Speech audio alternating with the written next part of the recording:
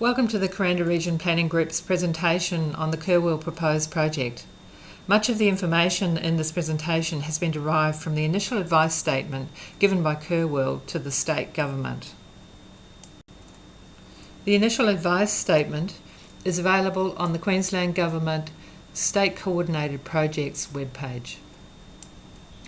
We'll take a brief look at what's being proposed, the infrastructure needed, effect on the environment, jobs in the township, what credibility the developer has to date, the next steps in the environmental impact statement process, and what this all has to offer the people who live here. So what's being proposed here? Well, here's the big picture. Over 200 hectares will be developed, and there'll be approximately 4,000 people able to be accommodated. We have a map here of the titles. They're marked out in the dark green, and we've overlaid the concept plan which we've taken from the KUR-World proposal. This proposal is coined an eco resort and contains 373 lifestyle and premium villas on 600 square metre blocks, a golf course, a KUR-World village with restaurants and retail, a rainforest education centre, a 3-star leisure and business resort, an adventure park and natural-based activities. It also contains a world campus, sporting facilities, equestrian facilities, a 5-star resort, a natural lagoon and a medical retreat. Now the map is oriented basically north-south, and so the northern part of those blocks is where most of the development occurs. Beyond the map is the High Chaparral and Monaro closed subdivisions and the Barron River. And on the southern part of the map is basically the Kennedy Highway. To the northeast corner of the map is the Myola School area, and to the east is the Worrell Drive subdivision. The coloured areas on the map represent a number of different facilities. The light green seems to be representing the golf course, surrounded by yellow, which is all of the residential units. The orange appears to be representing the resorts, so both the 3-star and 5-star. And then there is a rainforest education centre and various other activities. There's a purple which indicates the student campus. So I'd like to have a look at the staging, which is going to be over 3 years starting in 2018 and will cater for approximately 2,000 people. Now the lifestyle villas and premium villas are basically going to be on 600 square metres. Now these block sizes are less than most of the Kuranda Township, and the Kuranda Township is zoned residential, whereas these are zoned rural, so you can imagine the impact. 2/3 of the residences will be built in this first stage, accommodating approximately 1,300 people, with the education centre and 3-star resort accommodating the other 850 odd. Already this stage would be larger than the current township of Kuranda. And now we're looking at stage 2, which is planned for 2020-21. and up to possibly another 2,000 additional people. So there's a KUR-World campus which can accommodate 500 students, although it's not clear where they'll do their studying. There's an equestrian centre planned which mentions accommodation, but there's no indication of what that would look like. This second stage would also see the remaining 123 villas, which are 3-bedroom townhouses on 600 square metre blocks each, built, along with a 5-star resort with another 200 villas. And the final stage will be done in 2022 and contains the medical retreat with 60 suites proposed. So we think you might be waiting a little while for that face job. So what infrastructure is all this going to actually need? Well, they're proposing town water, but as we know, this is probably, for 4,000 people, about 3 times what is supplied to Kuranda at the moment. So this brings up questions about how much additional water in the 4,000 people's worth that the golf course might need, and this all relates back to the Tinaroo allocations. Sewerage is proposed initially for on-site treatment, and we'd have to question the level of treatment that's going to be applied to this before it joins the stormwater. On the other hand, the use by going down Barnwell Road and joining the Kuranda town treatment plant brings up question of capacity there, because there wouldn't be 1,000 people on the current system, and so this is a massive increase of 4 times what we currently have, maybe even 5.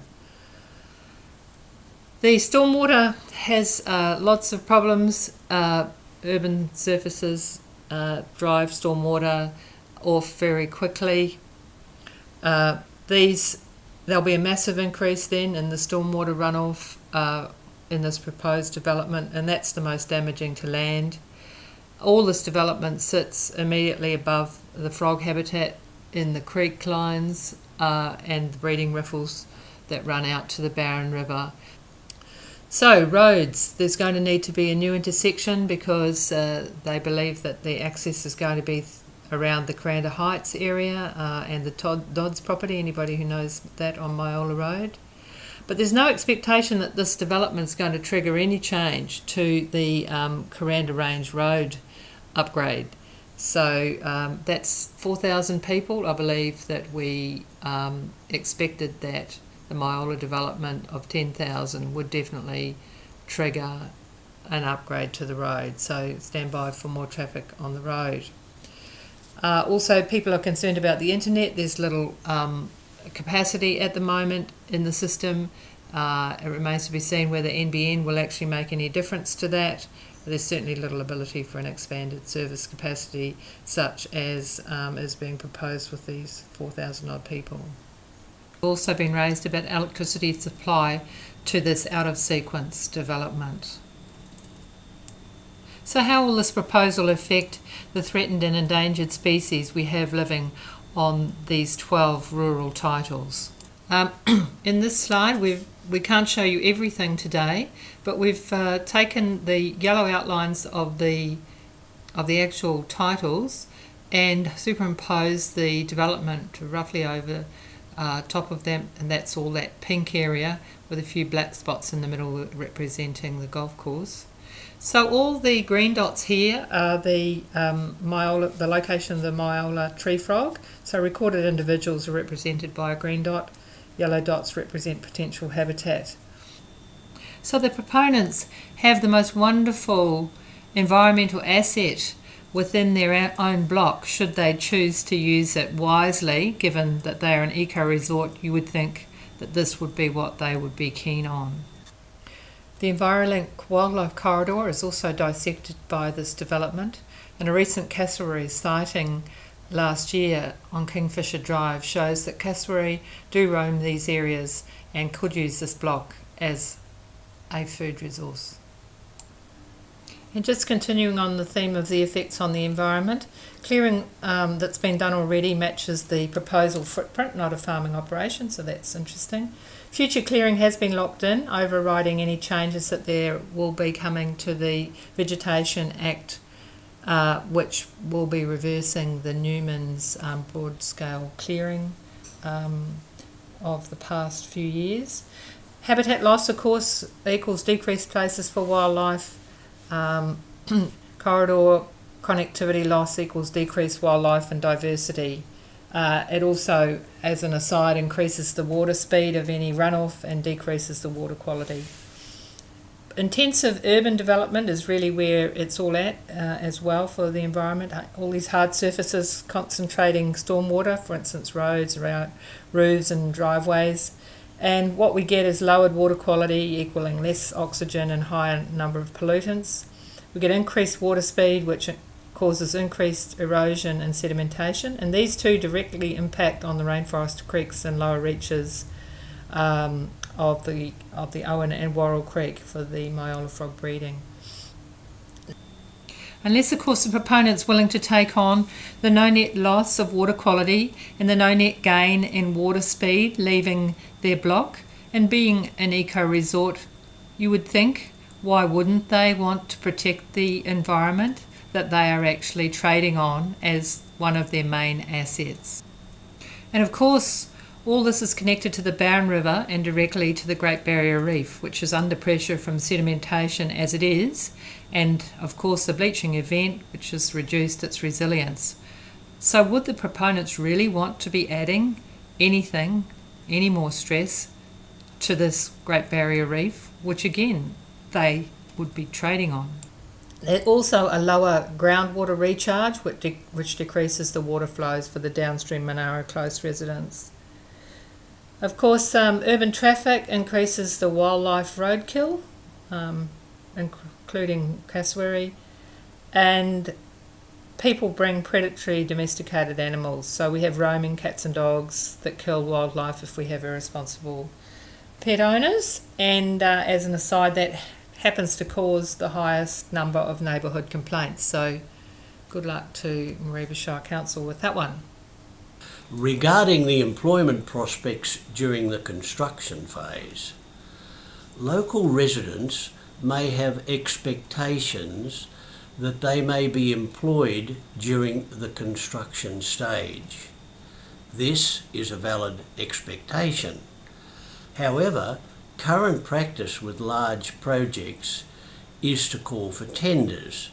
Tenders may come from far and wide across our nation. If the locals are to be considered, they will need to have the capital funds available to compete with the large construction companies. This is a big ask for the smaller operators, even though their local knowledge can be an invaluable asset in doing things that reflect best practice for the environment. These criteria are not always rated highly when selecting a tenderer. There is always the possibility of selecting a tender from a friend or associate of the proponent as well. We would call this corruption, but we seem powerless to rule it out. In summary, it looks good to promote the proposal with the bait of jobs.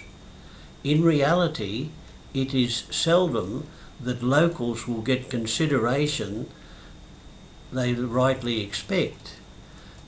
So do not support the proposal on this expectation.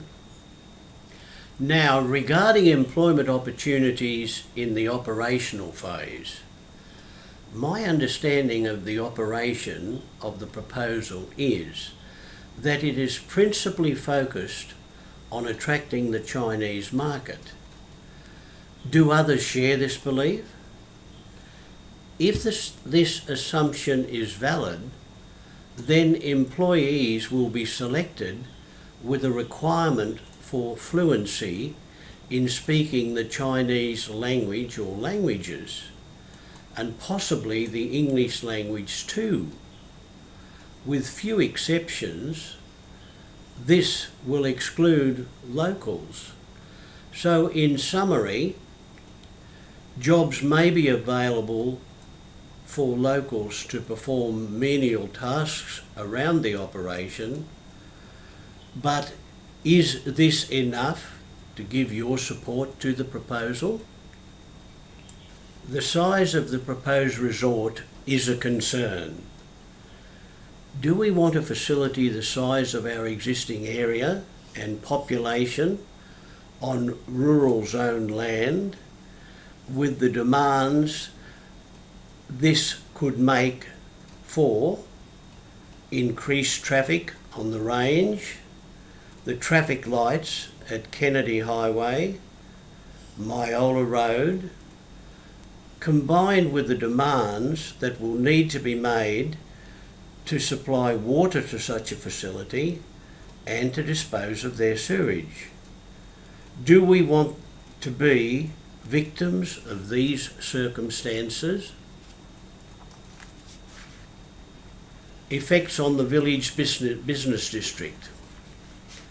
Would we be happy to sit back and see what impact the proposal could have on the local markets, as well as existing shops and food outlets in the village, if a self-contained shopping complex was available at the proposed resort? Do we want to go backwards and accept this arrangement? What is in it for us? Would visitors bypass the village en route to the proposed facility? Would the visitors bound for the proposed resort, who may have travelled on either Skyrail or KUR-Rail, stop to shop in the village as they are shunted to the proposed resort? I think not. They would be shuttled out to the proposed resort because the operators would want to capture their spending in their own shops. Would we be happy with this arrangement? Who gains from these arrangements? Certainly not Kuranda. So what credibility and experience does this developer have to do such a proposal? Well, he's done no such similar development in Macau or Australia. He's held senior positions in Macau-based hotels and casinos, and he has no environmental record. This all according to the initial advice statement. Also, although he can fund up to the environmental impact statement, he will need financiers for the residential and student campus to allow the development to progress. And let's have a look at the track record on the ground in terms of employing the reputable and capable consultants that are indicated in the initial advice statement. We have, for instance, Urban Sync quoted as having 15 years experience, but interestingly, the company is less than 2 years old. I'm not sure what that means. And let's have a look at the actual track record on the ground. There has been clearing, illegal clearing of remnant forest, which was reported, was undertaken by operators, perhaps without the required experience. A dam has also been constructed, again without a permit and poorly constructed, to the extent that when we had a small rain event leading up to Christmas of less than 200 mils over 3 days, the dam face actually eroded and dumped soil down the seasonal creek, completely filling in the gully. Where was the soil erosion and sediment control plan in all of this? It seems there wasn't one. Council stopped the work when it was reported to them in mid-December, and thank goodness for that. Unfortunately, all this means that we already have a load of sediment which will make its way to our Great Barrier Reef over the next wet season. The proponents ought to consider themselves extremely lucky that our council hasn't fined them and that we've had a very light wet season and no cyclones. So what are the next official steps? Well, we're up to the stage where the state government will be providing a terms of reference for the environmental impact statement, and the public will have a chance to submit on this, as they will with the environmental impact statement when it comes out. So what do you imagine that this proposal offers the people around here? We've had a look at some scenarios such as Paradise Palms development, which started off as an upmarket Japanese resort but has ended up as a local residential development. What do you imagine this proposal will mean for you and the people who live around the Kuranda area?